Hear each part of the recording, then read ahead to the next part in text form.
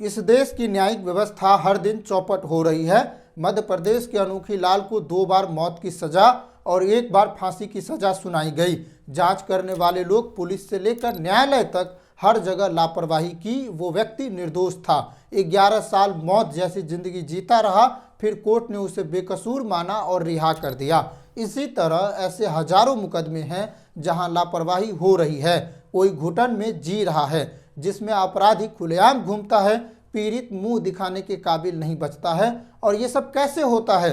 राहुल गांधी ने हाथरस से लेकर देश के युवाओं, किसानों तक, जिसको इस देश की सरकार ने हमेशा ठगा है, महंगाई से जूझती बाजार आज लोगों के लिए मुश्किल कर रहा है, इस पर सरकार से जवाब मांगा है। जब भी सरकार से जवाब मांगा जाता है, संवैधानिक न्याय की बात की जाती है, तो ये इतिहास में चले जाते हैं। इस देश का संविधान सामाजिक, आर्थिक और राजनीतिक न्याय की बात करता है। यहाँ सामाजिक न्याय की क्या स्थिति है? जवाब दे सरकार, बताए कि आर्थिक न्याय क्या है। लेकिन नहीं, ये बताओ संविधान में कितने पन्ने हैं? अनुराग ठाकुर पूछ रहे हैं, संविधान में कितने पन्ने हैं? अगर बता दिया तो समझ जाएंगे कि आप संविधान के मानने वाले लोग हैं। जब सवाल पूछा जाए आपने न्याय नहीं किया तो कहो संविधान में कितने पन्ने हैं। अनुराग ठाकुर बताए कि संविधान में कितने शब्द हैं। बता सकते हैं तो बताए। पन्ना और शब्द हमें नहीं जानना। पढ़ने वाले लोग पन्ने नहीं गिनते हैं बल्कि पढ़ते जाते हैं, और ये बात अनुराग ठाकुर को समझाना चाहिए। प्रियंका गांधी के भाषण में जो सवाल किया गया था, उनका जवाब सदन में अभी तक सरकार ने नहीं रख पाई है।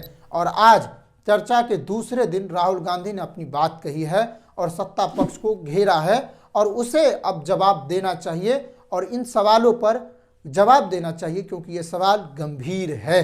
राहुल गांधी ने एक बार फिर सावरकर और संविधान के मुद्दे पर बीजेपी को घेरा।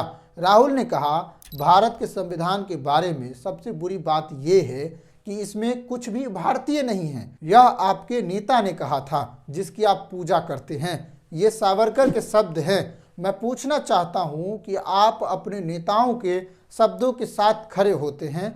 जब आप संसद में संविधान पर बात करते हैं तो आप सावरकर को निराश करते हैं। क्या अब बीजेपी ये कहेगी कि हम सावरकर की इस बात को नहीं मानते हैं कि संविधान में भारतीय कुछ नहीं है? इसे सावरकर ने गलत कहा था। प्रियंका गांधी ने भी अपने भाषण में पीएम मोदी की आलोचना करते हुए कहा कि शायद वो समझ नहीं पाए कि वो संघ का विधान नहीं, भारत का संविधान है। I'd like to quote also in Hindi. Bharat के संविधान के बारे में सबसे बुरी बात तो यह है कि इसमें कुछ भी भारतीय नहीं है। भारत के संविधान के बारे में सबसे बुरी बात तो यह है कि इसमें कुछ भी भारतीय नहीं है। यह आपके नेता ने कहा था जिसकी आप पूजा करते हैं। राहुल गांधी ने अहिंसा को समझाते हुए कहा, जब एकलव्य ने कुत्ते को मुंह में तीर मारा था तो उसके साथ हिंसा नहीं हुई थी। मुंह तीरों से भरा था लेकिन घाव नहीं हुआ था। इससे राहुल ने सत्ता को हिंसा न करने की सलाह दी है, जो आज इस देश में सबसे ज्यादा पनप रही है। राहुल ने कहा, जैसे द्रोण ने एकलव्य का अंगूठा काटा, आप देश का अंगूठा काटने में लगे हो। जब आप अडानी को धारावी देते हो तो आप धारावी के उद्योगपतियों, छोटे कारोबारियों का अंगूठा काटते हो। यह अभय मुद्रा है। इसमें कॉन्फिडेंस, स्ट्रेंथ, निडरता कहां से आती है? हुनर से आती है, इस अंगूठे से आती है। ये लोग इसके खिलाफ हैं। जैसे द्रोणाचार्य जी ने एकलव्य का अंगूठा काटा, वैसे ही आप पूरे देश का अंगूठा काटने में लगे हुए हो। आप जैसे ही जैसे द्रोणाचार्य जी ने एकलव्य का अंगूठा काटा, वैसे ही आप हिंदुस्तान के युवाओं का, जैसे ही एकलव्य ने,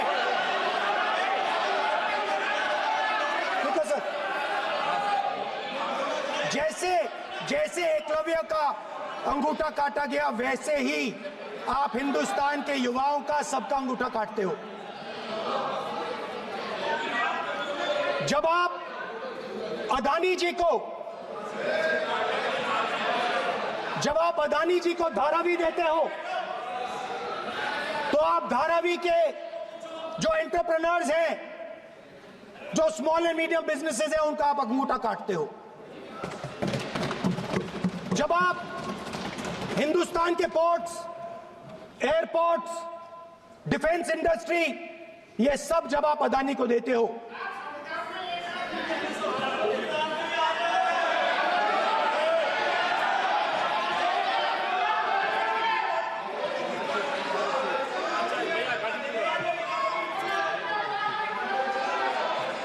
हिंदुस्तान के सारे जो फेयर प्ले बिजनेसेस हैं, जो ईमानदारी से काम करते हैं, आप उन सब का अंगूठा काटते हो जब आप अदानी की मदद करते हो।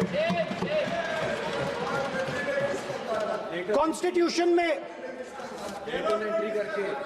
लैटरल एंट्री कर आप हिंदुस्तान के युवाओं का, पिछड़ों का, गरीबों का अंगूठा काटते हो।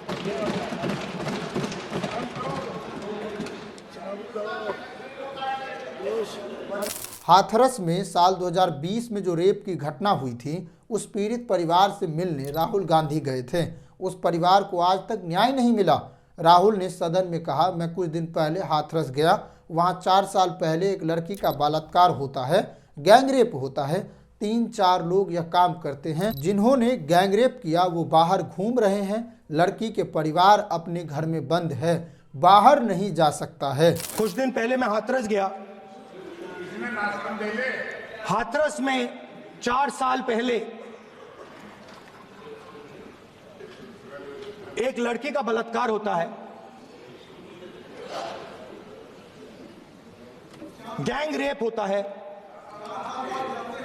3-4 लोग गैंग रेप करते हैं। मैं 2-3 दिन पहले उस लड़की के परिवार के घर में गया।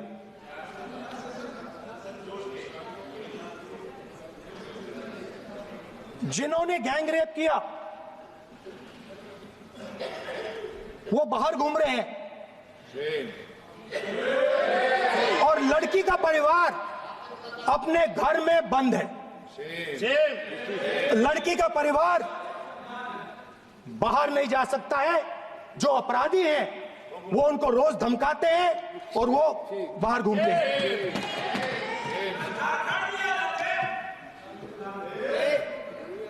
परिवार ने मुझे बताया कि बेटी का जो अंतिम संस्कार था वो भी नहीं करने दिया, और चीफ मिनिस्टर ने इसके बारे में खुलकर मीडिया में झूठ बोला है। ये कॉन्स्टिट्यूशन में कहां लिखा है? ये कॉन्स्टिट्यूशन में कहां लिखा है कि जो बलात्कार करते हैं वो बाहर रहे, और जिसका रेप हुआ है, जिसके परिवार, उस परिवार को बंद कर दिया जाए? कहां लिखा है कॉन्स्टिट्यूशन में? ये आपकी किताब में लिखा हुआ है, मनुस्मृति में लिखा है, मगर कॉन्स्टिट्यूशन में नहीं लिखा। और अगर आप कहते हो कि यूपी में आपका राज है और वहां पे कॉन्स्टिट्यूशन नहीं लागू होता है, वहां पे मनुस्मृति लागू हो रही है।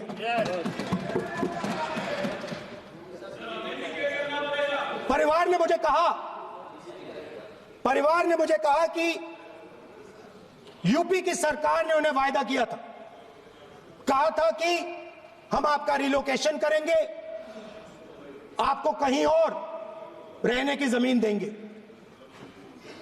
आज तक 4 साल हो गए हैं, आज तक उनका रिलोकेशन नहीं किया गया है। और हर रोज उन्होंने मुझे फोटो दिखाई, वो बाहर निकलते हैं और जिन्होंने बलात्कार किया वो धमकाते हैं उनको। तो मैं इस हाउस में कहना चाहता हूं कि अंबेडकर जी के संविधान वाले लोग, इंडिया गठबंधन वाले लोग, हम सब मिलकर उस परिवार का रिलोकेशन हम करेंगे अगर आप नहीं करोगे। राहुल ने रिजर्वेशन पर भी अपनी बात कही। 2024 के चुनाव में जाति जनगणना और आरक्षण चरम मुद्दा था। विपक्ष की मांग है कि आरक्षण की सीमा को बढ़ाई जाए, जिसकी मांग ने राहुल गांधी किया था और हम इस सीमा को तोड़ देंगे, ऐसा राहुल गांधी ने कहा। कॉन्स्टिट्यूशन में कहीं नहीं लिखा है कि मोनोपोली होनी चाहिए। कॉन्स्टिट्यूशन में कहीं नहीं लिखा है कि पेपर लीक होना चाहिए। कॉन्स्टिट्यूशन में कहीं नहीं लिखा है कि अग्निवीर होना चाहिए। कॉन्स्टिट्यूशन में ये सब नहीं लिखा है, इसलिए मैं यहाँ रेस कर रहा हूँ। कॉन्स्टिट्यूशन में नहीं लिखा है कि हिंदुस्तान के युवाओं का अंगूठा काटना चाहिए, उनका जो हुनर है उनसे छीना जाना चाहिए। इस देश का सबसे बड़ा मुद्दा आर्थिक न्याय होना चाहिए। 82 करोड़ लोग सरकारी राशन पर निर्भर है। इस देश में उसकी हिस्सेदारी कहाँ है, उसका भविष्य क्या है, वो किस तरह आगे बढ़ेंगे, इस पर बात होनी चाहिए। मोदी सरकार के 8 सालों में 22 करोड़ अभ्यर्थियों ने नौकरी के फॉर्म भरा और मिला 8 लाख लोगों को नौकरी। ये देश में बेरोजगारी का आलम है, हर जगह परेशानी है। इस देश में रोजगार आज का सबसे बड़ा मुद्दा है। आर्थिक असमानता सबसे बड़ा मुद्दा है, जिसकी बात हम रोज करते हैं और इस पर बात होनी चाहिए, ना कि इतिहास और भूगोल पर। और इसे आप समझने की कोशिश कीजिए। राहुल के भाषण में जितने भी बात कहे गए सभी तथ्य हैं और सभी सच हैं। वो इसलिए क्योंकि वहाँ पर भी न्याय नहीं किया गया, हाथरस के मुद्दे पर न्याय नहीं हुआ। और आज जो घटना हुई है मध्य प्रदेश में, वो भी देश की सरकार के लिए चिंता का विषय है, लोगों के लिए चिंता का विषय है कि किस तरह सरकारी एजेंसी लोगों के ऊपर हावी होती है और उनको अपने जीवन खत्म करने के लिए मजबूर कर देती है, और इसे समझना होगा। नमस्कार, देखते रहिए स्टार इंडिया। जय हिंद।